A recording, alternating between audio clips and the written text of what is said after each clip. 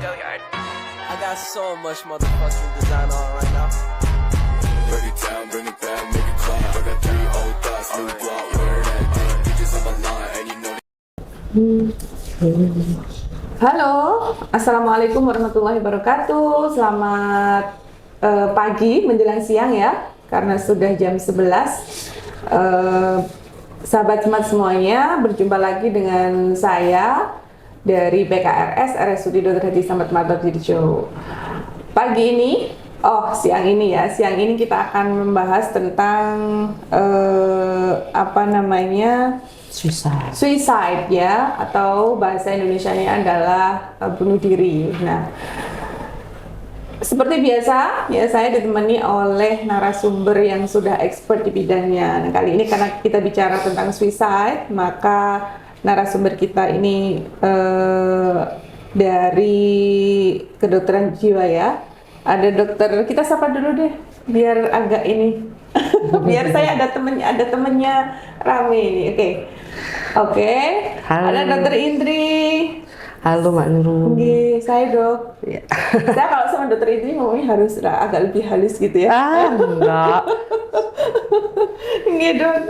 Sehat-sehat nih dok. Agak flu ya Mbak ya, jadi mungkin nanti terasa bindeng mungkin suaranya atau bagaimana, maaf, dimaklumi. Alhamdulillah, tapi terima kasih matur nuwun sudah rawuh di sini. Agak flu tapi dipaksakan untuk memberikan edukasi kepada masyarakat. Iya, demi Mbak Nurul. Oh, demi Mbak Nurul. Ya Allah, terharu aku dok. Oke, dokter, beberapa yang lalu kita peringati Hari Pencegahan Bunuh Diri ya dok? Betul. Sedunia, itu setiap tahun ya dok momennya? Setiap tahun, setiap bulan September. Setiap bulan September. Oke, jadi mungkin belum banyak yang tahu ya dok, bahwa sebetulnya kasus bunuh diri ini ternyata sudah menjadi concern tidak hanya di Indonesia tetapi di dunia ya. WHO sampai menetapkan ada peringatan Hari Mencegah Bunuh Diri. Oke, dokter, mungkin boleh diceritakan nih untuk tahun ini kita temanya dari WHO itu apa dok? Creating Hope. Through Action. Through Action. Boleh diterjemahkan dok? Ya, artinya mengkreasi harapan atau menumbuhkan harapan, membangun melalui aksi. Nah, melalui tindakan. Nah, sekarang yang disebut melalui tindakan ini oleh siapa? Pertanyaannya kan begitu. Nah, ternyata yang diharapkan adalah oleh seluruh lapisan masyarakat. Jadi bukan hanya berperan ya dok? Ya, jadi bukan hanya tenaga profesional saja. Yang diharapkan adalah semua lapisan masyarakat itu aware, peduli, untuk bisa mencegah terjadinya bunuh diri oleh seseorang. Jadi mungkin cocok ya sama kegiatan kita nih dok, kita spread hal-hal positif kepada masyarakat untuk menumbuhkan kesadaran itu tadi. Betul. Memang saya kalau melihat di media sosial tuh dok ya, kasus bunuh diri itu memang meningkat ya. Dan saya sekilas baca itu bahwa di Indonesia sendiri mengalami peningkatan ya dok, kasusnya itu kalau nggak salah 31,7% di 2023 ini sampai bulan Juli itu. Kemudian, nah ini saya yang agak gimana gitu. Angka tertingginya itu ada di Jawa ya, nomor 1 di Jawa Tengah, kemudian nomor 2 di Jawa Timur, dan yang berikutnya ada di Bali. Apakah memang ada hubungannya nih dok dengan culture atau gimana kok angkanya ada tingginya ada di wilayah Jawa? Kok saya jadi khawatir juga karena saya orang Jawa Timur. Gimana? Tertinggi di Jawa Tengah ya. Mungkin kalau mau dikaitkan dengan budaya bisa jadi karena orang Jawa Tengah itu kan lebih mendem jero ya. Lebih tidak ekspresif. Permisivismenya tinggi ya dok. Kemudian mengumbar aib itu kan suatu hal yang tabu seperti itu. Jadi semua itu akhirnya menjadi momok atau menjadi suatu hal yang suatu waktu bisa meletus seperti bom begitu di dalam dirinya. Ya mungkin bisa jadi itu salah satu pengaruh juga. Mungkin kalau orang Batak kan blak-blakan semua disampaikan gitu ya. Jadi tidak terlalu banyak yang apa namanya, di beban hidupnya itu tidak terlalu banyak yang di apa istilahnya disimpan, dipendam dalam hati. Dipendam. Oke. Ini mungkin ada korelasi mungkin ya dok. Mungkin. Karena kok angkanya tingginya di sana. Mungkin perlu penelitian lebih lanjut itu. Oke, perlu penelitian lebih lanjut. Tapi memang sangat-sangat mengkhawatirkan. WHO sendiri menyatakan setiap 40 detik ada satu orang meninggal atau bunuh diri. Wow, Ya, kan? 40 detik? Ya, setiap 40 detik. Jadi boleh dikatakan bunuh diri itu suatu angka kematian nomor 3, peringkat ketiga setelah kecelakaan nomor 1, kemudian kedua pembunuhan, dan yang ketiga bunuh diri. Bunuh diri. Nah, jadi kan itu suatu hal yang cukup mengkhawatirkan Dan perlu concern kita bersama. Betul. Ya dok ya untuk ini. Oke, sebetulnya dok kalau lihat kasusnya semakin hari semakin meningkat, apa namanya? Siapa saja sih dok yang beresiko untuk melakukan bunuh diri itu? Kalau dari case-case itu yang terbanyak itu? Jadi usia atau gimana? betul. Jadi resiko bunuh diri itu memang ada beberapa golongan atau kalangan yang memiliki resiko tinggi mengalami percobaan bunuh diri. Yang pertama itu dari status perkawinan. Oh ya, status perkawinan. Status perkawinan. Jadi orang yang sendirian, single, itu ternyata lebih tinggi angka percobaan bunuh dirinya dibandingkan yang sudah menikah. Yang sudah menikah. Nah, karena ternyata orang yang sudah menikah walaupun rumit ya, tapi dia masih paling tidak punya tempat untuk berbagi, paling tidak masih punya support system, paling tidak masih tidak kesepian, tidak alone. Kalau orang yang tidak menikah itu kebanyakan pastilah ada kesepian ya, walaupun mungkin kadang-kadang denial, kalau I'm happy gitu kan dengan dalamnya enggak. Kita tidak pernah tahu itu. Kemudian yang kedua jenis kelamin. Ternyata wanita itu resikonya lebih tinggi daripada laki-laki, dan dikatakan angka percobaan bunuh dirinya pun lebih tinggi daripada laki-laki. Hanya saja kesuksesan bunuh diri itu yang sampai menyebabkan meninggal itu banyak pada laki-laki. Oh gitu. Jadi yang sampai ini ya, yang membedakan di sana ya dok ya. Yang sampai sukses meninggal itu banyak pada laki-laki. Kalau yang perempuan percobaannya memang tinggi, tapi untuk sampai ke arah sana. Apa karena kalau wanita mungkin nggak tahan ya dengan stresor, sedikit-sedikit banyak stresor sudah ini ya. Ya banyak faktor ya mempengaruhi, termasuk tujuan dari bunuh dirinya itu sendiri, percobaan bunuh dirinya itu sendiri. Nanti kita jelaskan ya. Kemudian yang ketiga ya. Faktor usia. Faktor usia, faktor risiko risiko yang tertinggi itu dari usia remaja sampai dewasa muda, kemudian termasuk usia dewasa akhir, lansia. Itu kalau usia remaja, dewasa muda tentu dengan emosi yang masih belum stabil, ya, dengan labilitas yang tinggi dan sebagainya. Itu yang menyebabkan dia melakukan percobaan bunuh diri.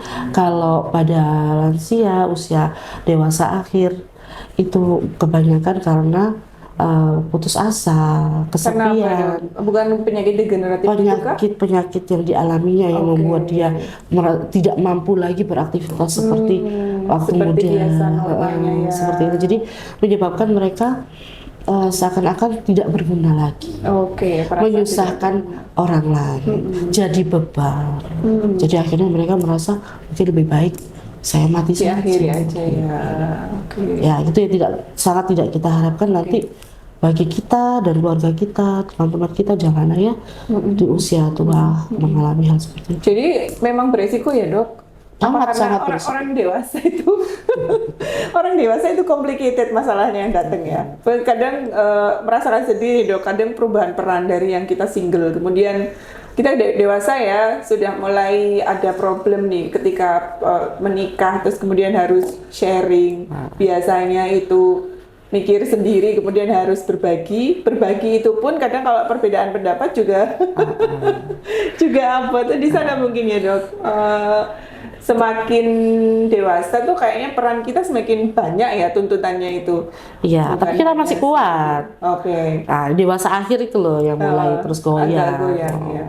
Sama dewasa awal memasuki. Jadi harus saya harus waspada nih. Iya kita ini ya. Oke. Iya dok, kan nggak mudah lagi itu. Oke. Kemudian faktor Faktor berikutnya, Dokter resiko Momo. yang berikutnya yang keempat ya, faktor ekonomi. Jadi faktor ekonomi itu bukan berarti yang miskin, enggak. Jadi yang ekonominya terlalu berlebihan, orang yang mungkin sangat-sangat kaya raya itu juga semakin tinggi resikonya untuk mengalami percobaan bunuh diri. Dan begitu juga sebaliknya, yang sangat-sangat miskin. Apa kalau ini ya, kalau apa namanya, kita lihat orang artis-artis kaya itu kan ada ya, kita dengar berita di media sosial tuh kayak Luar negeri terutama ya. dia sebenarnya nggak kekurangan apapun dari segi materi, tapi why dia melakukan itu kelebihan atau bingung mengalokasikan hartanya gimana ya dok? Banyak faktor. Banyak faktor, Hanya ya. saja itu menunjukkan bahwa ternyata harta bukan segalanya. Oke, Gitu. hanya saja. Faktor yang lain itu sangat dibutuhkan manusia untuk menjadi lebih tentram, lebih sejahtera, lebih bahagia. Kan? Bukan hanya uang. Bukan hanya uang. Iya sih, Iya. memang uang penting, cuma tidak segalanya. Kemudian yang berikutnya apa, Dok? terakhir, Yang terakhir, yang paling faktor banyak. lain, faktor lain tentunya adalah adanya gangguan kejiwaan. Yang bahasa paling banyak adalah gangguan mood atau mood disorder ya, Mood yang bisa ke arah depresi dan bipolar biasanya. Kemudian yang kedua ya schizophrenia. Schizophrenia. Schizophrenia kenapa bisa percobaan bunuh diri? Karena halusinasi suara, yang perintah biasanya. Sering kita tahu pasien kita itu kadang, "Ini dok, saya disuruh lompat sumur, Oke. saya disuruh mati yo kamu gitu." Kadang ada anggapan dari masyarakat itu dok, bahwa orang yang bunuh diri itu itu imannya kurang kuat nih, agamanya kurang kuat. Jadi itu bisa mematahkan itu ya dok sebetulnya. Kelainan kejiwaan tadi itu bisa memicu juga orang untuk melakukan hal itu. Iya, itu kan stigma ya, stigma di masyarakat bahwa orang yang gangguan jiwa itu karena kurang iman, kurang bersyukur, kurang mendekatkan diri kepada Tuhan. Bisa jadi, tapi ada faktor lain yang lebih penting, gitu loh. Ada faktor biologis yang dasarnya, ada faktor ada faktor psikososialnya dia, tentang masa lalu, traumanya, kehidupan. Kita tidak pernah bisa menyamakan masalah orang lain dengan masalah kita, atau sebaliknya. Mungkin kita harus mengurangi itu judgment, ya komen. Ala wong gitu aja kok cengeng kamu, tidak bisa. Apalagi sekarang zamannya media sosial seperti itu nih dok. Karena sepatu kita tidak bisa kita kenakan ke orang lain ya mungkin bisa cukup pas, tapi kan ada mungkin ada nggak cocoknya seleranya dan sebagainya, beda lah ya. Kan begitu. Ini yang perlu difahami oleh masyarakat. Jangan memberikan pengejasan ya, ngejudge seseorang. Kamu tuh begini. Itu akan semakin memperburuk kondisi kejiwaan. Alangkah baiknya kita melakukan pendekatan itu sebenarnya mungkin maksudnya baik ya, meningkatkan semangat, motivasi dan sebagainya, tapi mungkin merubah caranya sedikit aja. Dikomunikasikan dengan baik. Nah itu lekat sekali sama perempuan dok. Perempuan itu kan kalau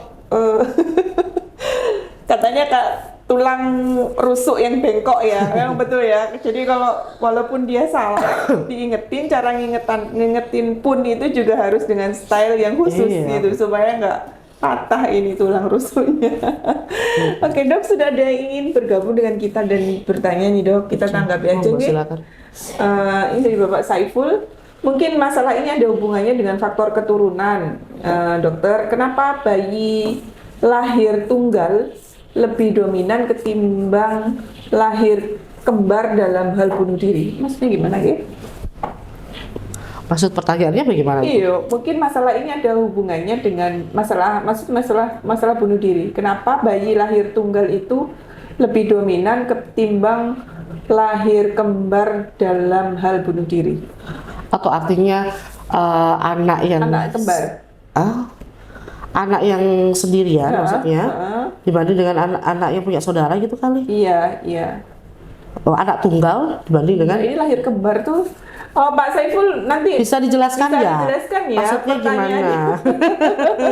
Maksudnya gimana? Apa dia anak tunggal, kemudian atau dia bersaudara itu lebih cenderung memiliki potensi untuk bunuh diri lebih besar daripada anak yang memiliki saudara atau gimana?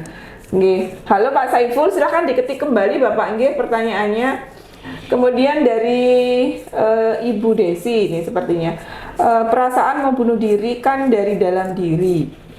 Kemudian tidak tampak dokter. Bagaimana cara mengetahui bahwa seseorang punya niat mau bunuh diri secara fisik ini ditanya. Oke, kita kayaknya belum ke sana ya.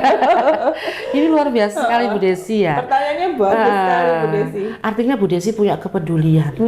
Kira-kira saya itu bisa tahu dia itu ada rencana bunuh diri atau enggak sih ya. Nah, jadi dia peduli pada orang lain. Bagaimana kemudian kita bisa menangkap tanda-tanda itu sehingga kita bisa melakukan sesuatu. Iya, silakan. Banyak hal Bu Desi yang bisa kita tangkap ya, dari mulai apa itu namanya, sebenarnya untuk perilaku bunuh diri itu sendiri ada 3. Yang pertama itu adalah tanda-tanda yang crying for help ya, istilahnya itu kayak semacam suatu perilaku yang seakan-akan itu sebenarnya dia itu meminta pertolongan. Istilahnya itu crying for help.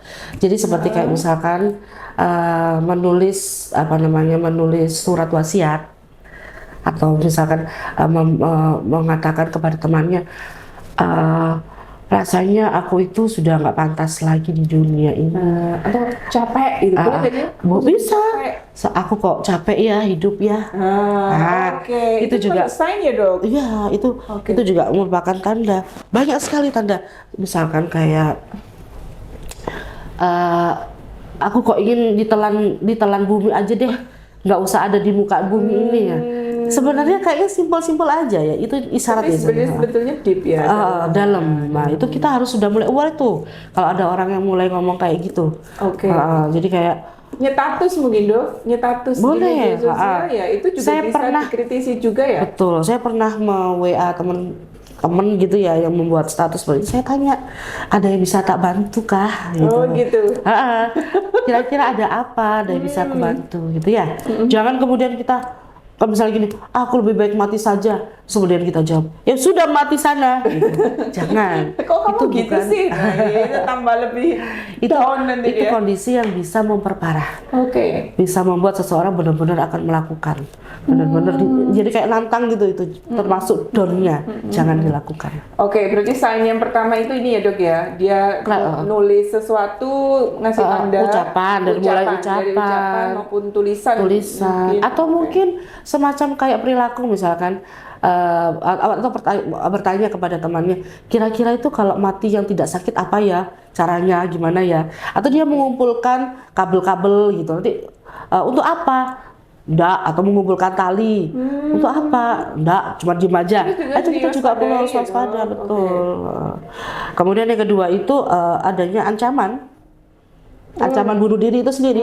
Kayak misalkan jadi sudah eksplisit gitu, sudah dikeluarkan. Jadi kalau kamu meninggalkan aku, misalkan ngomong sama suaminya, kalau kamu pergi dari rumah ini, aku akan bunuh diri, itu misalkan. Berarti ini sudah ekspresi. Kalau beda lagi, sudah bukan isyarat ya. Yang ditanyakan Bu Desi tadi isyarat, beda lagi. Jadi perilaku bunuh diri tadi memang diawali dari isyarat, crying for help, kemudian ancaman, kemudian terakhir ya sudah percobaan bunuh diri itu sendiri. Jadi memang kita perlu sangat-sangat mewaspadai tentang isyarat itu tadi. Kita harus peduli. Bu Desi luar biasa, dia bertanya seperti itu, artinya dia ini kepeduliannya tinggi. Jadi apa yang harus tanda apa yang harus kita tangkap, harus kita kenali kan, tanda apa yang harus kita kenali bahwa seseorang ini akan melakukan suatu tindakan. Dok, mungkin saya menyambung ya dari Bu Desi itu tadi. Kalau misalkan sign-nya itu rentang waktunya itu gimana dok? Apakah orang yang punya niatan bunuh diri dadakan bisa nggak sih? Atau sebetulnya dia udah nyimpen masalah itu lama, punya niatan lama, atau prosesnya cepat? Kalau bunuh diri itu proses ya, percobaan bunuh diri itu sendiri, itu sebenarnya penyebabnya itu sebenarnya ada dua hal ya. Yang pertama adalah melepaskan tekanan yang terus-menerus, atau artinya dia ingin melepaskan depresinya ya. Jadi dalam kondisi yang benar-benar depresi, dalam kondisi yang benar-benar dia bebannya berat sehingga dia tidak bisa menahan, sehingga akhirnya dia memutuskan untuk bunuh diri. Dan yang kedua adalah mencari perhatian. Oke. Tapi kita tidak boleh meremehkan itu. Jadi yang kedua mencari perhatian itu kayak hanya sekedar supaya dia lebih diperhatikan, dia lebih orang lain itu lebih memahami dia. Itu aja tujuannya, hanya sampai situ. Dia nggak ingin mati sebenarnya, cuma mencari perhatian orang lain. Tapi itu juga tetap harus diwaspadai. Tidak serta-merta halah kamu tuh paling cuman gitu aja kamu nggak akan mati, atau paling kamu cuman ini aja cari-cari perhatian. Tetap, nah itu juga berdasarkan dari gangguan kejiwaan itu sendiri. Biasanya kan memang banyak terjadi pada kasus-kasus dengan orang-orang dengan gangguan kepribadian ambang dan dengan bipolar juga bisa. Tapi bipolar kadang-kadang depresinya memang sangat berlebihan, bisa sampai memang ingin benar-benar mati. Jadi ada yang memang ingin benar-benar mati dan ada yang memang hanya untuk mencari perhatian. Itu dulu. Itu dulu. Tadi ditanya apa Pak? Sampai yang mana? Sebelumnya ini?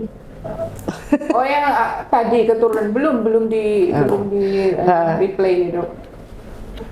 Iya, jadi Mbak Nurul tadi yang nanya rentang waktu. Iya, dan ternyata dari mulai adanya ide bunuh diri sampai seseorang melakukan percobaan bunuh diri itu bisa loh sampai 1 tahunan.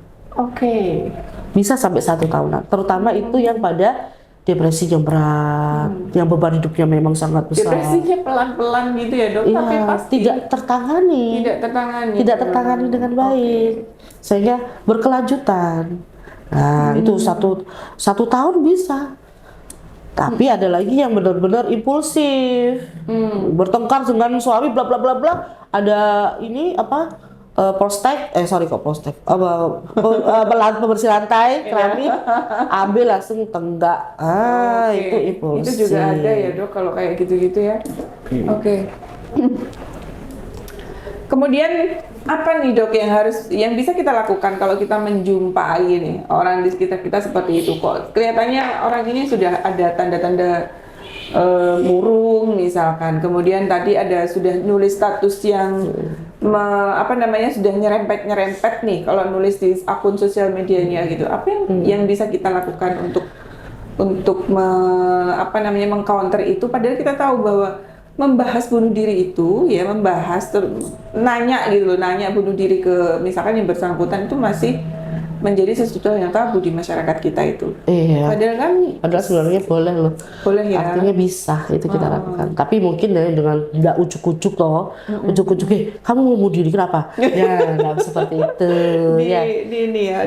Kalau kita memang melihat ada keluarga, saudara, teman yang nampaknya ada tanda-tanda ke arah sana, ada baiknya kita dekati. Kita dekati dengan cara yang mungkin lebih cara yang halus ya. Lebih halus. Seperti gini, contohnya ini ya. Yang bisa kita lakukan. Nampaknya kamu kok agak berbeda akhir-akhir ini. Kira-kira apa ada yang bisa saya bantu? Atau mungkin ada sesuatu yang mau disampaikan ke saya. Saya siap membantu loh. Itu boleh. Langkah awal seperti itu. Nah, kita jalin rapat dulu kan. Nah, tunjukkan empati. Oke. Tunjukkan empati. Jangan simpati ya Dok. Iya, kalau simpati nanti kita semua yang sakit. Ya cukup empati saja. Kalau simpati nanti kita sakit semua. Jadi menunjukkan bahwa kita peduli, menunjukkan bahwa dia itu punya orang yang bisa diajak bicara. Itu dulu. Nah nanti kalau sudah mungkin mulai masuk ke permasalahannya, ternyata dia sudah mau cerita. Tentunya kan tidak serta merta ya. Kan ada yang enggak apa-apa kok, enggak ada apa-apa. Mesti itu. Kita bisa sampaikan, oke, mungkin kamu belum mau cerita ke saya, enggak apa-apa. Tapi suatu saat kamu mau cerita ke aku siap loh. Mungkin kamu bisa hubungin aku suatu saat, terserah kamu mau telepon silakan, mau WA silakan, atau kamu kepingin ngobrol mungkin malu secara langsung bisa voice note gitu, menyampaikan ke saya keluh kesahnya atau apa seperti itu contohnya. Jadi Nanti kita dulu yang membukanya dok, yang dalam menunjukkan empati ya, menunjukkan empati supaya dia merasa bahwa oh ada orang yang peduli loh sama saya.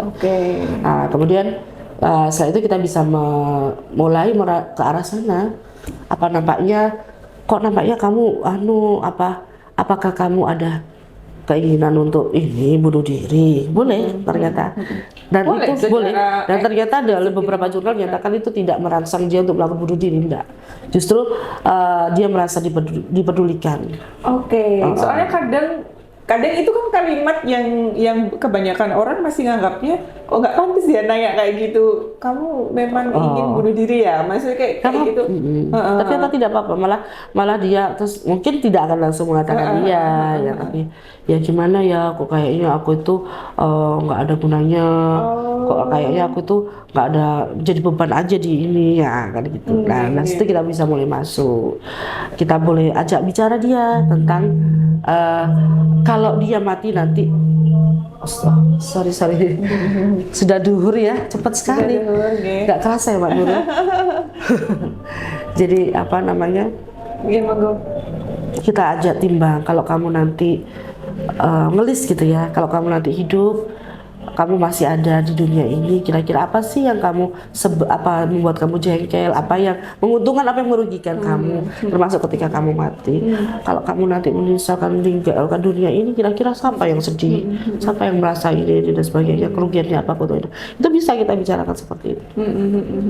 Sehingga kita ajak dia berpikir. Kemudian dengan masalahnya itu kita ajak untuk mencari alternatif penyelesaian. Karena ya masalahnya kan mungkin akan berbeda-beda antara satu orang dan yang lain. Iya. Kalau misalkan ini dok, itu orang yang artinya secara mental bisa dibilang sehat ya. Tapi kalau pada case misalkan orang tersebut adalah yang sudah terdiagnosis kayak tadi yang dokter jelaskan ada skizofren kayak gitu-gitu. Oh iya, tentunya dengan artinya kan begini ya, yang diharapkan dari WHO tadi kan semua lapisan masyarakat itu berperan melakukan sesuatu begitu. Tapi jangan juga kemudian menjadi pahlawan kesiangan. Ya, kita juga harus tahu porsi kita masing-masing. Misalnya apa yang bisa kita lakukan sih? Kalau misalkan ternyata dengan sendirian kita nggak mampu, mungkin kita bisa misalkan begini, kita tidak bisa mendapatkan data atau tidak bisa mendapatkan bahwa dia ada keinginan untuk ke arah sana. Kita bisa minta bantuan keluarganya, menyampaikan teman dekatnya dan sebagainya, minta pertolongan dan sebagainya. Sampai kemudian ke ranah profesional, sampai kemudian ke ranah tenaga kesehatan profesional. Itu ada. Apalagi yang sudah ada diagnosisnya. Ada alurnya ya dok, nggak serta-merta ini. Baik. Apa namanya, bisa nggak ini dok sebetulnya kalau misalkan orang punya potensi bunuh diri itu kambuh misalkan dia selamat nih, dia dengan pendekatan berbagai macam pendekatan kemudian dia mengurungkan niatnya, kemudian dia punya potensi ini lagi sih, mengulang itu lagi nggak sih? Ya tentunya ada ya. Ada ya. Karena gini ya, faktor relapse gitu. Oh iya, tentunya pasti ada. Apalagi kalau yang sudah ada diagnosis tersendiri ya, yang sudah ini. Karena untuk perlu diketahui bahwa faktor penyebab bunuh diri itu juga macam-macam. Dari mulai faktor psikososial, kemudian faktor sosiologi, faktor lingkungan, kemudian faktor kognitif. Sampai yang terakhir faktor neurologis, sampai biologi. Jadi penyebab seseorang melakukan bunuh diri itu faktor psikososial, ya kemudian ada faktor sensitivitas interpersonal ada, kemudian yang ketiga tadi faktor kognitif ya, faktor kognitif seseorang, kemudian faktor sosiologi sosial. Yang terakhir adalah faktor biologis neurologis ya. Jadi untuk psikososial tentunya seperti orang-orang yang memang sedang mengalami depresi, seperti orang-orang yang memang sedang memiliki gangguan disorder, gangguan kejiwaan, skizofrenia dan lain sebagainya itu. sampai kemudian yang sensitivitas interpersonalnya tinggi. Jadi ada Contohnya kayak apa itu, Dok? ada kan orang itu yang baperan. Ah, Jadi kayak misalkan sebenarnya itu orang cuman bercanda kan, orang lain cuman bercanda ngomong, kamu itu hari ini kok jelek ya gini. Itu kemudian dipikir, oh aku ternyata jelek ya. Jadi semakin membuat dia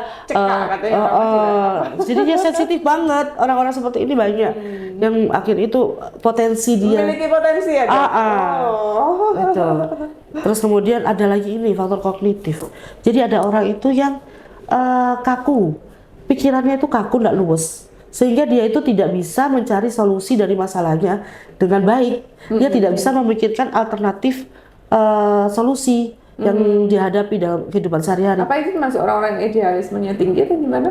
Enggak juga ya? Ya memang mungkin banyak faktor yang menyebabkan seseorang menjadi seperti itu, kayak pola asuh, semacam kepribadian juga, jadi kepribadian dan sebagainya. Jadi dia benar-benar kaku, nggak bisa luas. Jadi kalau memang ini ya begini, ini ya begitu. Gitu. Jadi dia nggak bisa memikirkan, oh seharusnya ada loh pemecahan masalah yang lain. Ada, nggak bisa.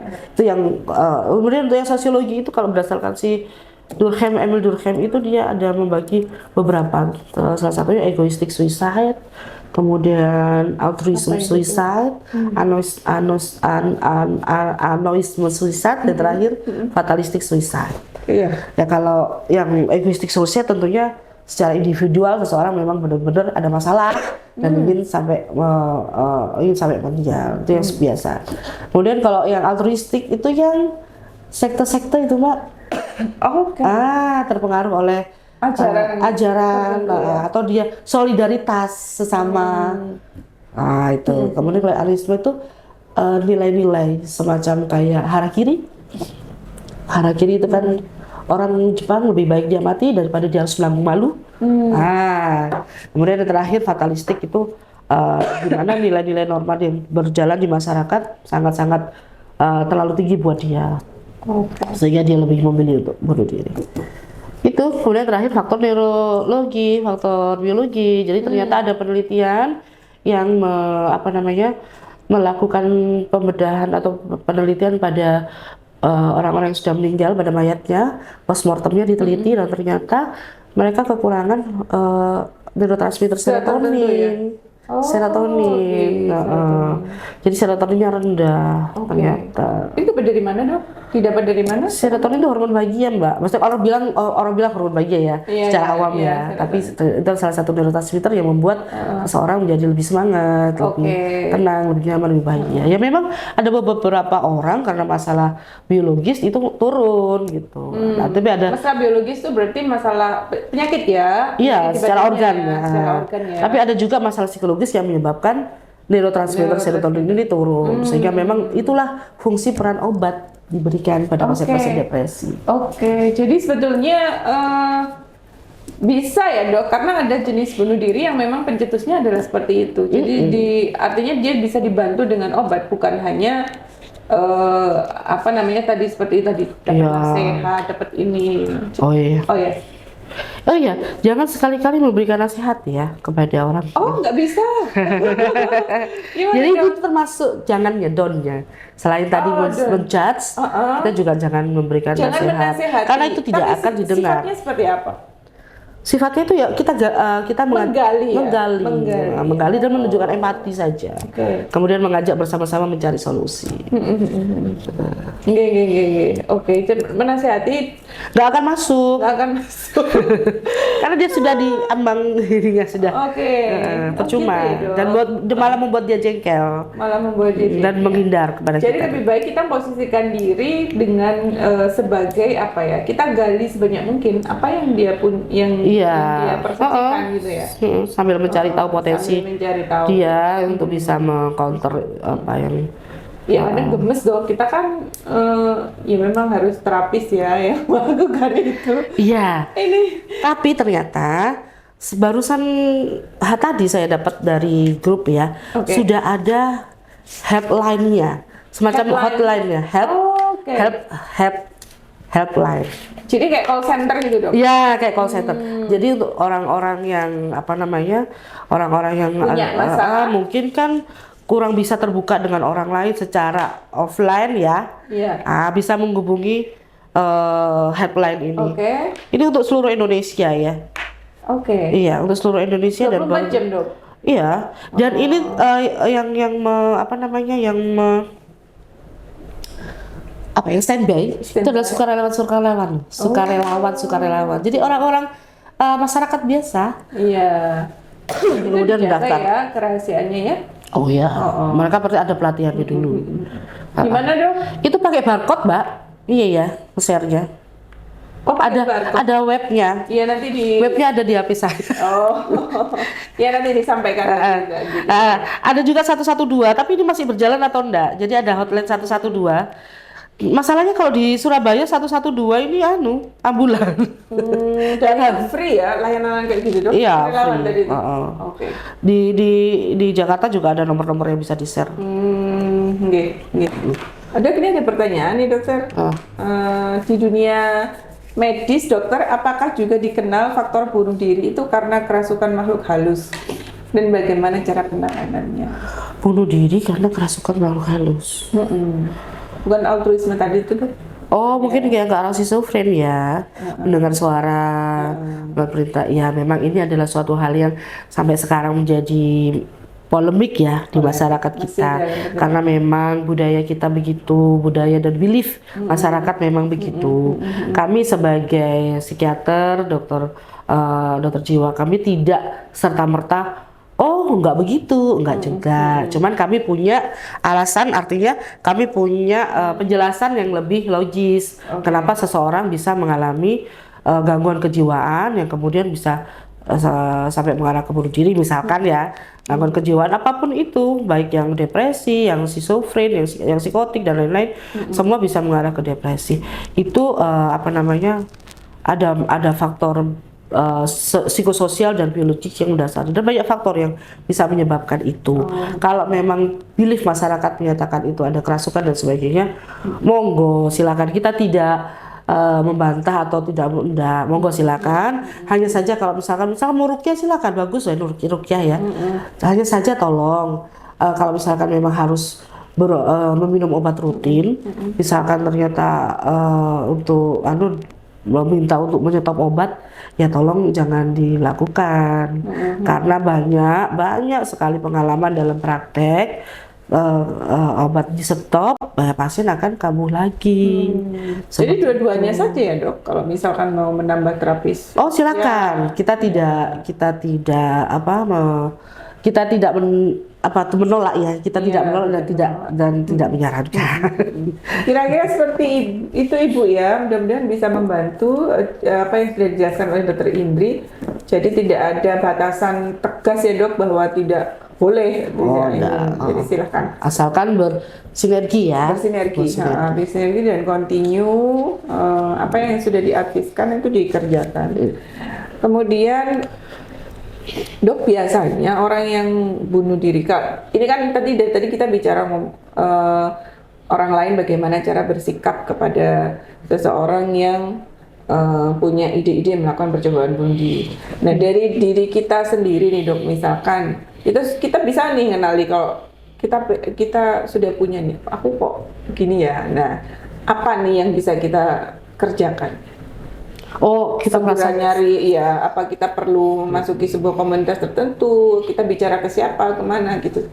Tentunya kita cari pertolongan. Kalau kita diri kita sendiri merasa, kok aku gini ya, kok aku merasa hidupku hampa, saya kok merasa kayak nggak punya tujuan hidup, kok rasanya saya itu hidup tidak ada gunanya, buat apa saya hidup dan sebagainya. Itu lebih bagus segera cari pertolongan. Segera ya, Dok. Mungkin kalau tidak bisa langsung ke tenaga profesional, bisa silakan mungkin menceritakan itu semua ke sahabat, orang terdekat yang dipercaya. Kemudian lebih baik lagi ke tenaga profesional sehingga mendapatkan penanganan yang tepat.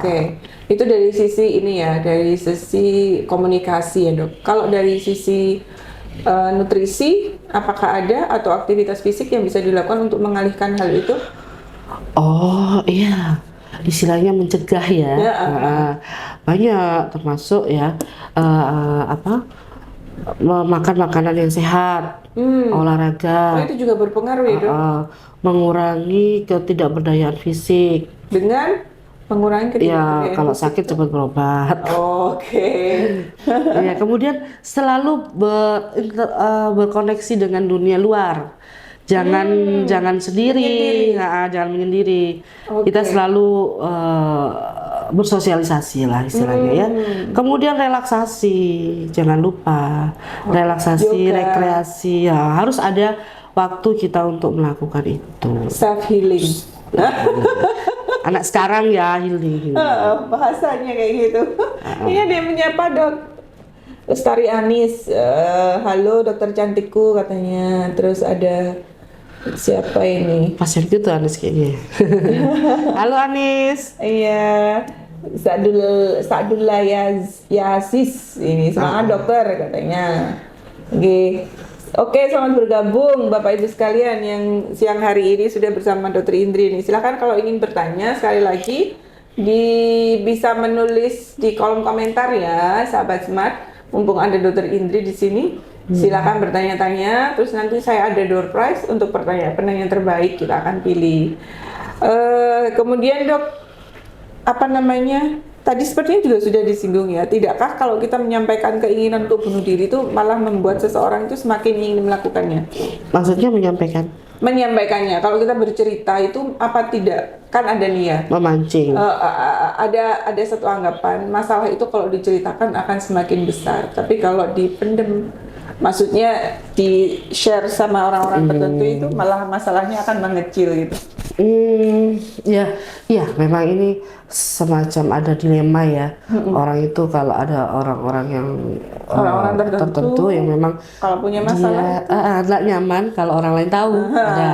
Tapi justru itu kemudian menjadi potensi besar seseorang bisa Jadi sebaiknya mengalami tidak dilakukan, Dok. gangguan lah. Jadi orang-orang yang memendam masalah, orang-orang yang tidak ekspresif, orang-orang yang menyendiri, orang-orang yang tidak bersosialisasi itu rentan gangguan jiwa. Nanti kalau kita boleh tarik ke belakang ya, pasien-pasien kita di poli itu ya, yang skizofrenia terutama, rata-rata itu mereka orang-orang yang pendiam, tertutup, memendam masalah.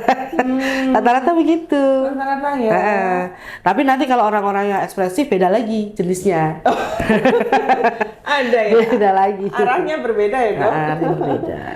Nah, tentunya memang kita harus pandai memilih orang yang kita ajak sharing. Karena sebenarnya sharing itu sendiri adalah sudah merupakan suatu terapi sebenarnya. Kita mengeluarkan sampah kita. Semacam kalau bahasa psikoterapinya katarsis ya. Oke. Kita mengeluarkan sampah yang ada di dalam diri kita. Bukan hanya jadi kadang terutama orang laki ya. Orang laki itu kalau ada orang curhat, dia kasih solusi kan. Orang laki kan begitu. Padahal sebenarnya perempuan nggak butuh solusi, cuma butuh didengar. Perempuan cuma saya juga mendengarkan ini. Tambah kesel kalau dikasih solusi itu tambah kesel. Jadi butuhnya itu saya tuh cuma mau mengeluarkan saja. Iya. Jadi cukup didengar. Nggak usah dikasih solusi. Nggak perlu. Dikasih solusi tambah salah terus. Iya. Perempuan tuh kadang sebenarnya dia sudah punya solusi, tapi dia cuma pengen cerita. Betul. Oke. Karena perempuan lebih. Mostly kayak gitu ya perempuan ya. Oke, berarti masih normal sih. Jadi kalau kita ibaratkan sebuah rumah yang jendelanya satu dan jendelanya banyak, tentu ventilasinya itu kan lebih segar rumah itu jendelanya ya? banyak. Okay. Kalau yang tertutup rapat pengap. Nah, lama-lama bisa. Tapi kan bukan berarti kita harus ke siapa aja pas cerita dong. Jendela sana sini. Oke. Itu sebetulnya jadi kalau boleh saya tarik kesimpulan sebetulnya malah dianjurkan untuk share ya, untuk mengekspresikan apa yang menjadi beban kita gitu ya, Dok? Iya, pada orang yang kita percaya. Lebih baik lagi pada tenaga profesional, ya kan? Karena terikat oleh rahasia etik pasien, ya, rahasia pasien ya. Jadi kita memang benar-benar harus merahasiakan masalah pasien. Boleh ya, Dok, di poli psikiater, di poli kita, poli sehat jiwa kita, konsul. Oh, sangat boleh Sangat sekali. boleh sekali. Jadi Yang kalau masalah yang sangat disayangkan itu adalah datang sudah terlambat. opini masyarakat bahwa kalau datang ke poli sehat jiwa, poli jiwa itu dianggap gila. Padahal sebenarnya Padahal ya, enggak. nah, kita harus tahu dulu gila itu kayak apa sih. Oh, kalau kita memang tidak seperti itu, ya janganlah kita merasa. Karena itu adalah sangat-sangat dibutuhkan. Dengan kita datang ke poli jiwa, kita bisa artinya mendapatkan terapi yang tepat. Nggak harus itu lari-lari di tengah jalan telanjang. Yang datang ke poli jiwa itu nggak kayak gitu. Iya betul. Oke. Nggak bisa tidur, datang ke poli jiwa. Boleh. Makan nggak enak. Tapi terus mereka takut kan? Mereka takut, loh kamu kok periksa ke poli jiwa, kamu kenapa? Orang kepo kan gitu ya. Iya. Itu memang stigma yang masih PR buat PR buat kita bersama. supaya masyarakat bisa lebih aware tentang mental health ya. Jadi lebih bagus segera datang ke poli jiwa saja kalau merasa memang ada permasalahan. Dan insya Allah di kita nggak di ini ya dok, kita udah kelainan, tidak hanya kelainan jiwa yang sifatnya dianggap gila yang bisa berkunjung ke poli ya dok. Jadi silakan bapak ibu sekalian Gangguan yang jiwa. punya permasalahan susah tidur misalkan, atau ada beban hidup yang memang sekiranya dirasa berat dan ingin dikomunikasikan, di poli jiwa kita bisa ya dok ditangani seperti itu. Karena gangguan jiwa itu bukan hanya sekedar gangguan jiwa berat yang orang mohon maaf ya, yang sudah tidak realistis lagi, yang berperilaku aneh. Tidak, gangguan jiwa itu ada yang mulai dari ringan sampai berat.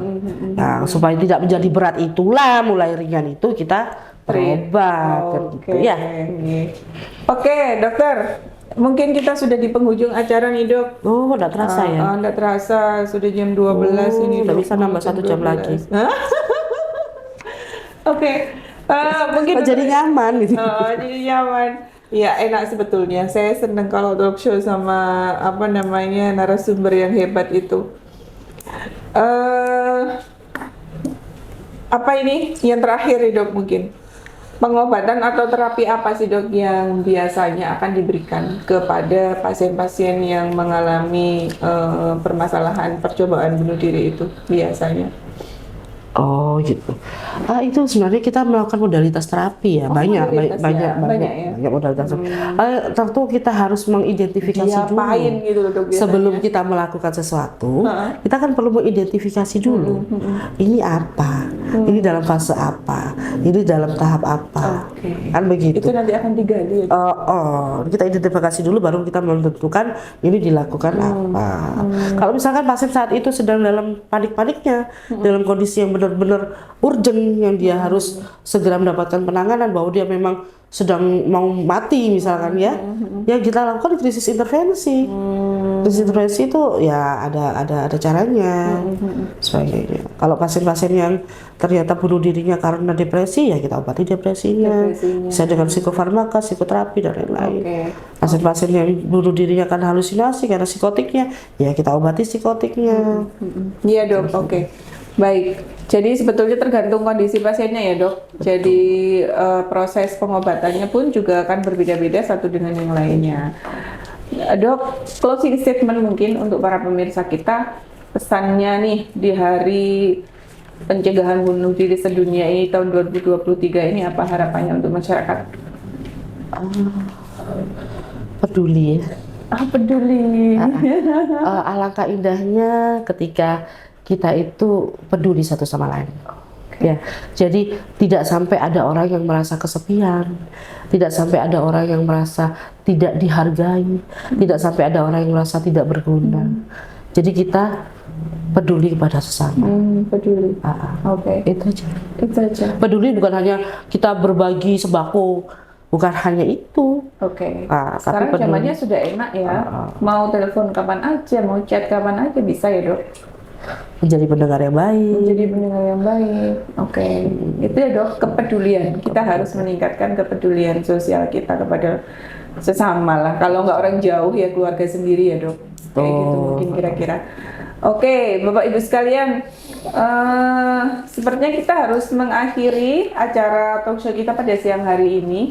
Dokter Indri katanya kurang lama, 1 jam lagi Mbak Nurul, tapi Bercanda. ya bercanda. Nanti besok-besok kita bahas topik yang lain ya, Dok. Ya, silakan. Jadi seperti yang sudah beliau sampaikan tadi di hari pencegahan bunuh diri sedunia ini sesuai dengan temanya, jadi kita harus melakukan satu tindakan ya Dok untuk bisa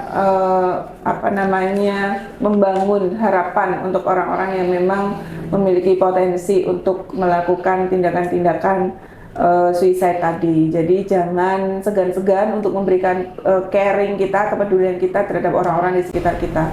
Jangan sampai ada orang yang sedih setelah kita, katanya Dokter Indri. Jadi kira-kira seperti itu. Dok, saya pilih satu penanya terbaik tadi, Ibu Desi ya. Dokter tadi ini, Ibu Desi nanti silahkan DM di akun Instagramnya RSUD ya. Silahkan nanti untuk pengambilan hadiahnya. Dokter, kira-kira seperti itu. Nanti mudah-mudahan bisa bertemu lagi dengan topik-topik yang lain. Saya penasaran kayak kasus-kasus depresi, cemas, berlebihan kayak gitu Dok. Kita bahas nanti besok-besok ya. Boleh. Terima kasih banyak siang hari ini sudah hadir bersama kami di promosi kesehatan rumah sakit Dok. Mudah-mudahan apa yang kita sampaikan untuk masyarakat siang hari ini bermanfaat. Amin. Tadi harapannya. Terima kasih juga. Mudah-mudahan sukses selalu. Sama-sama. Pasiennya sembuh Amin. semuanya. Amin, amin ya Allah. Pasiennya sehat-sehat semuanya. Kemudian kita bisa mengedukasi masyarakat dengan baik, itu harapan kita bersama. Baik, saya tutup acara kita pada siang hari ini. Insya Allah kita bertemu. Oke, saya informasikan besok ada penyuluhan serentak ya dalam rangka